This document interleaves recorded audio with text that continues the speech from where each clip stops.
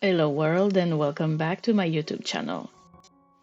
I am very happy to tell you that I've had the absolute pleasure of working with an amazing group of doll artists for a collaboration effort that was titled My Creepy Valentine. It was meant at first to be a Valentine's Day collaboration, but due to some unforeseen events, we pushed the date a little bit further.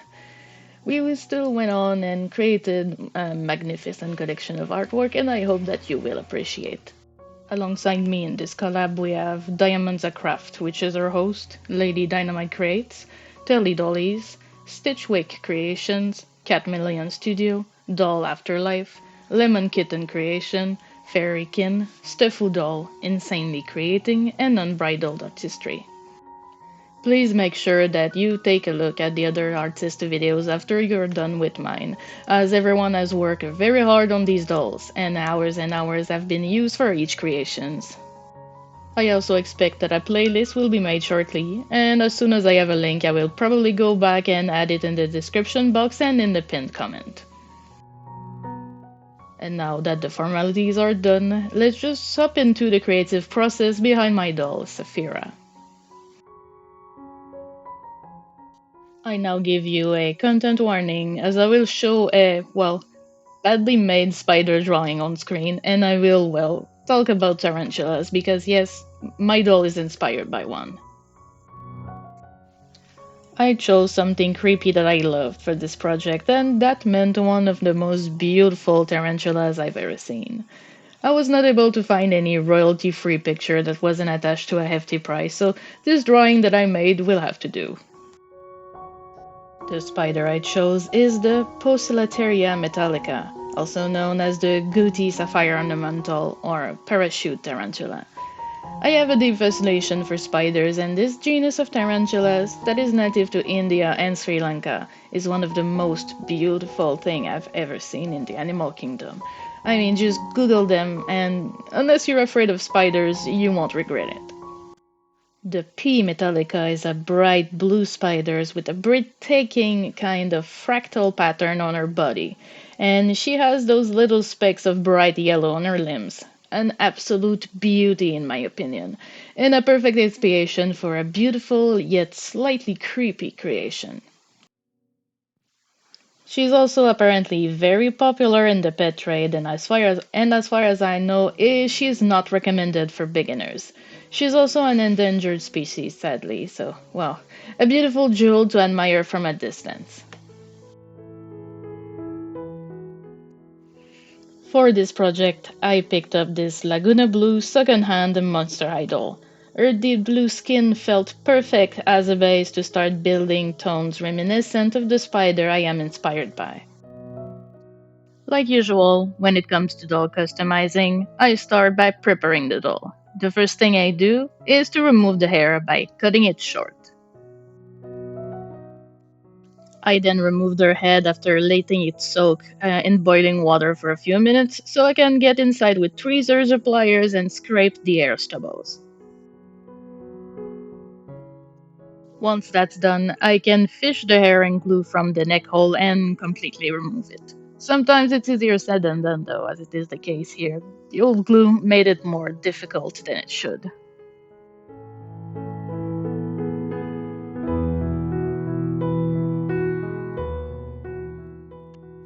Then I went on to remove Lagoona's fishy hairs and I lightly buffed the vinyl of the head to smooth everything out.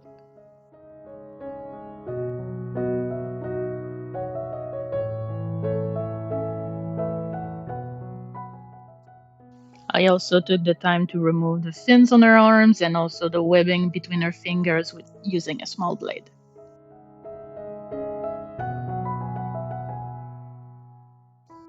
It was then time to remove the factory paint on her face, and for that I used a heavy duty nail polish remover that is high in acetone.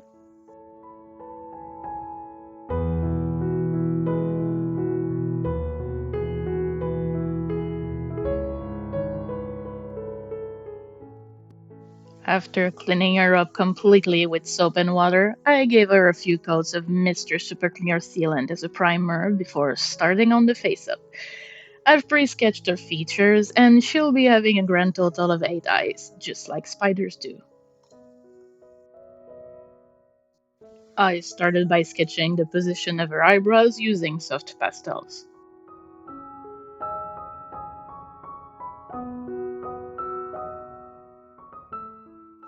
Then I started working on her skin tone, mapping the base for contour, blushing, and even some makeup effects.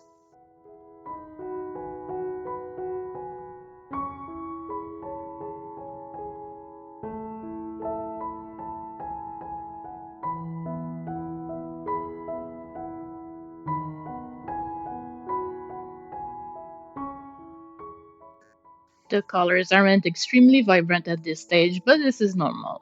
The secret at working with this kind of sealant is to work in layers. The opacity of some pigments will be building up over time.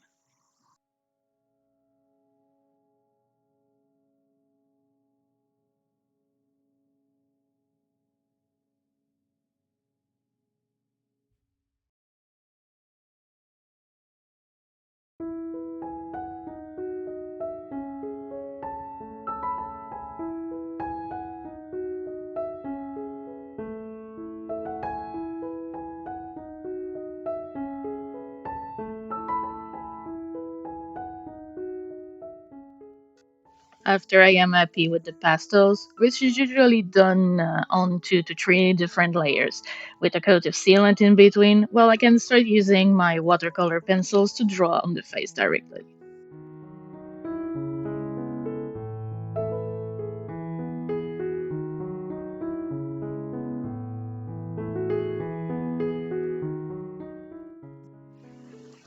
While doing so, I am mapping small creases and water lines and even darkening the lash line. I'm going slowly to try to keep the lines as fine as possible and build up intensity. I am also once in a while going to pick up a bit more pigment to add to the blushing and other parts, just because sometimes adding more sealant to the doll will dull some of the colors a little bit.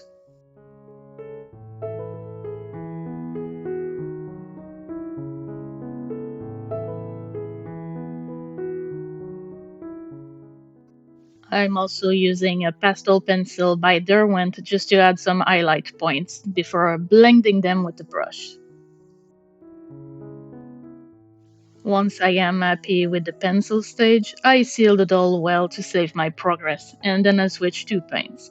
I am using a mix of gouache and watercolors with very fine brushes to start defining the finer details on the doll's face. For this doll, I was aiming for an innocent look, very neutral and beautiful. Everything about her is blue, except for the eyes and a slight pop of yellow on the tip of her nose. I gave her pink purple-ish blush, but in retrospect, I think yellow there might have been an idea. The pink, however, I think makes her feel a bit more alive. There's a lot of back and forth, and my style is a bit chaotic, I admit, but I'm basically trying to work without really stopping while still leaving some areas to dry so my paints, which are water activated, stay put. Working on the tiny eyes and have them still look like eyes was quite the challenge. You don't see me doing it on camera, but the advantage of using gouache and watercolor at this stage is that I can remove my mishaps with just a bit of water. If the layers underneath are properly sealed with MSC, it should not disturb what you have done under it. I feel like I am struggling a lot with eyelashes, so I tend to map them out with pencil first before committing to the paint. As for the catch lights, I tend to place them with gouache first, but I ultimately go back with acrylics once I'm happy, just because it's more opaque. It's the last step, however, because that's a paint you cannot erase with water.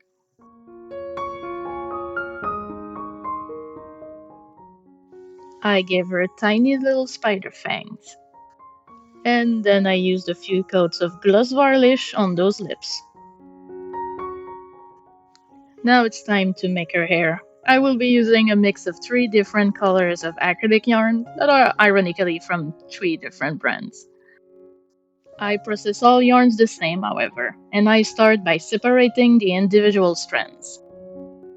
Then I flat iron the strands. From there I start pulling on the yarn strands and then it will slowly start to separate and become finer and more hair-like.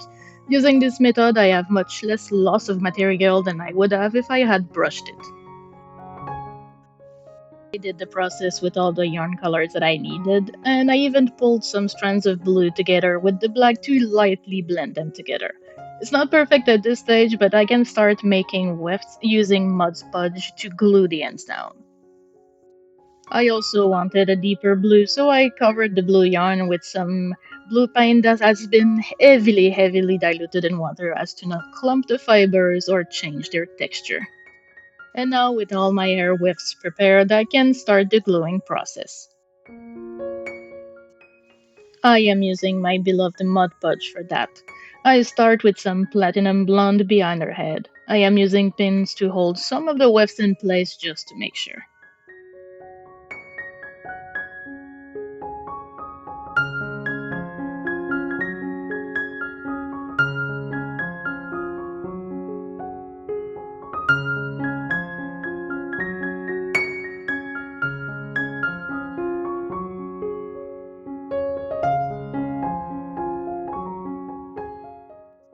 Once I am done with this section, I am ready to change colors.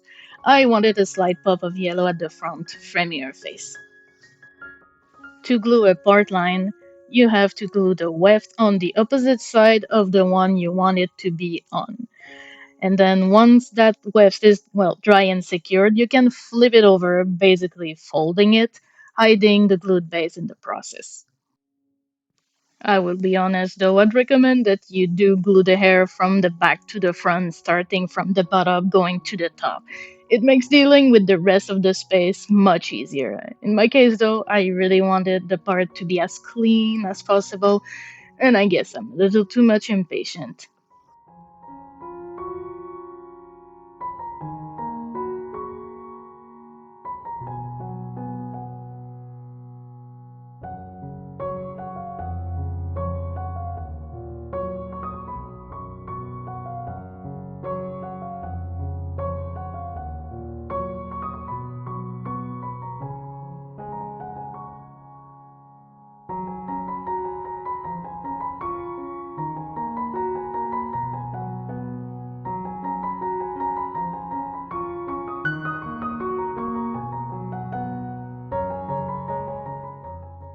I did succeed on this endeavor though, using the blue on the top and filling the middle part with wefts made solely with black yarn.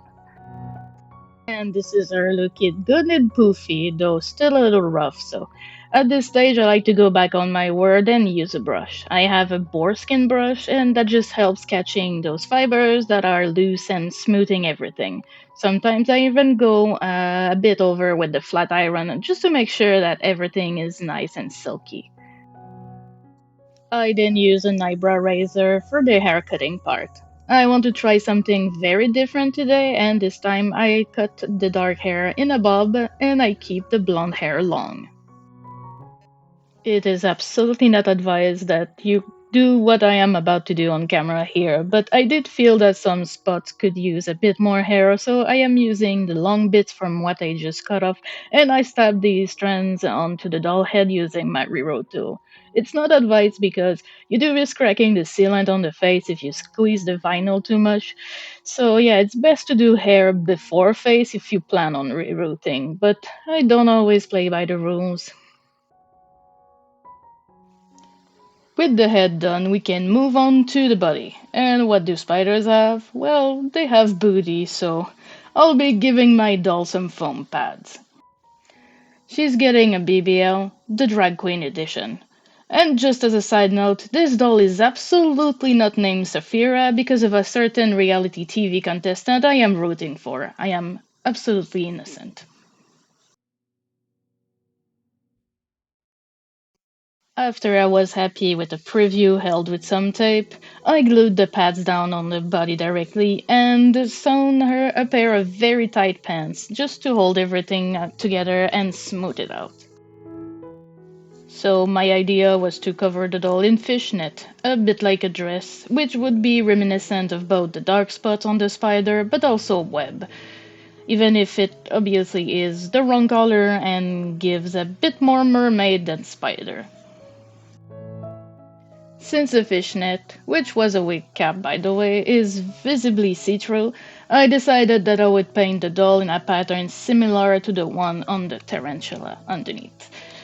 That also included the pants that I changed them from purple to blue using coats of watered down acrylics. It took me a bit to be happy with the design on the torso, but once I settled in, I started working on that slowly. I'm still using watered down acrylic just to make sure that the texture would stay smooth, especially on the white.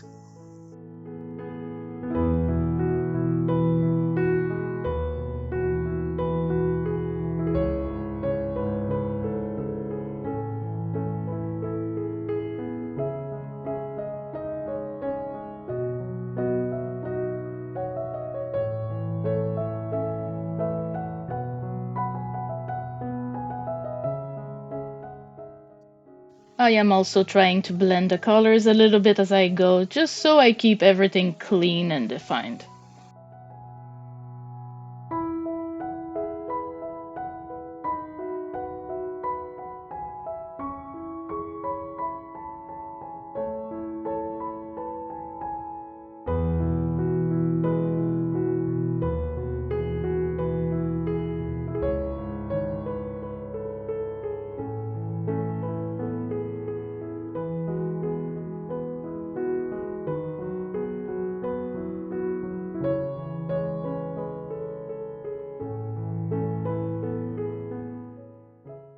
Once I am done with the torso, I move on to the lower legs. Lagoona has holes in there from fins that used to be attached, and I need to fill those in. I also want to mother feet to look like, well, tarantula feet. That actually looks a lot like paws, and if you don't believe me, you can look it up.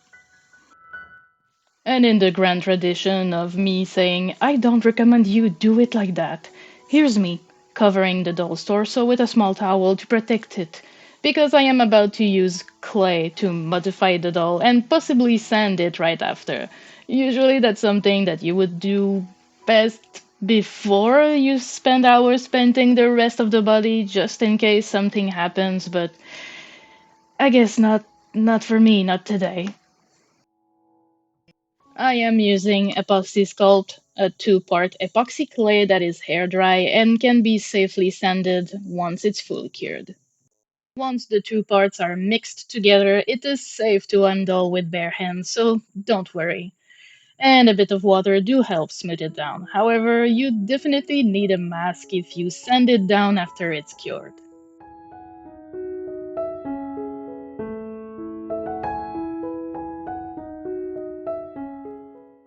Once I am happy with those adorable spider paws, I start painting the legs to fit in with the rest of the body. And as usual in this project, I am using acrylics.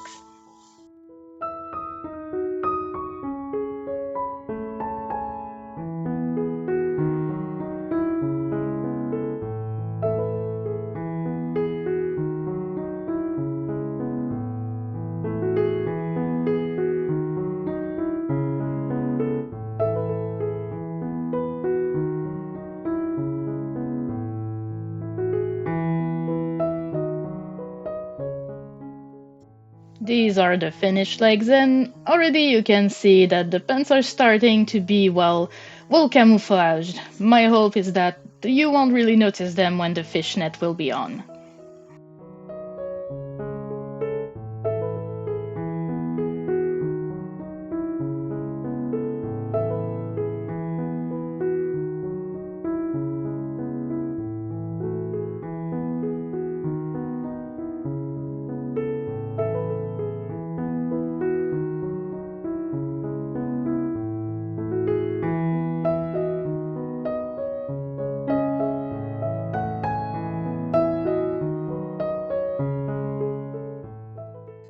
After sewing the fishnet around her body permanently, I started wanting to add a couple more details, like ribbon or some lace. From now on, I can really start seeing the doll coming together, and the way the spider's color pattern is showing through is really doing it for me.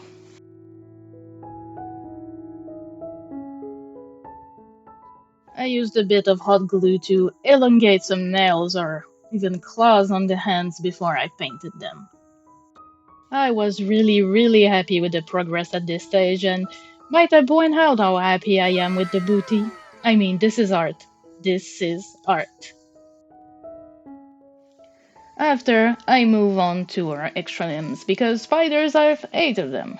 I wasn't sure at first how I wanted to incorporate them without, having to fight and had more monster eye arms, so instead I decided to make them out of polymer clay. Yes, I am aware that there is a doll out there with 8 limbs, but I did not want to go that route.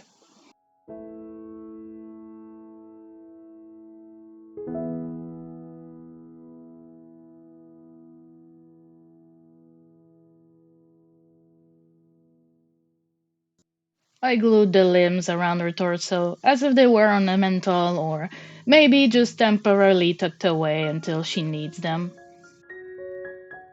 Then I move on to some other details, like a bit of paint here and there, and I also shortened the length of her dress and started adding a bit of gold gemstones.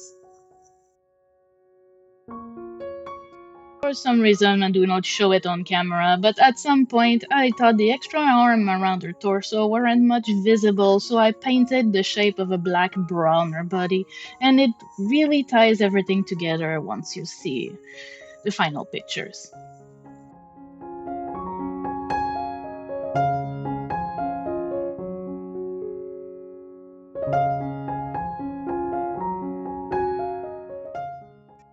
And there she is, my Sapphira, inspired by the blue pokey spider. I really love her, though there's a little something in her eyes that do bother me, so I will probably retouch that in the near future. If she strikes your fancy though, she is available on sale, so please do contact me on Instagram or Facebook, links in the description. Okay folks, I will not get a video done for April. I'm not taking a break, I'm actually working on my first collection. Because I have scored a guest artist spot at the Doll Artist Collective on Instagram. The collection is going to be called Celestials, and it is in my usual gothic romantic style, so I'm really happy about it, and I still have a lot of work to do, so I'll leave the link of the collective in the description box below in case you want to look that up. They are a group of amazing professional doll artists, and I am absolutely honored to be featured by them. Though it's not now, it's gonna be live in May. Still have a lot of work to do. That being said, right now, this is not over. I mean, there's a couple of amazing people that did dolls alongside me for this collaboration, so please go watch their videos, appreciate their art. A lot of passion went into all of this, and they do deserve all the views in the world. All the links are in the description box below. And that's all for me today, folks. Please remember, stay safe.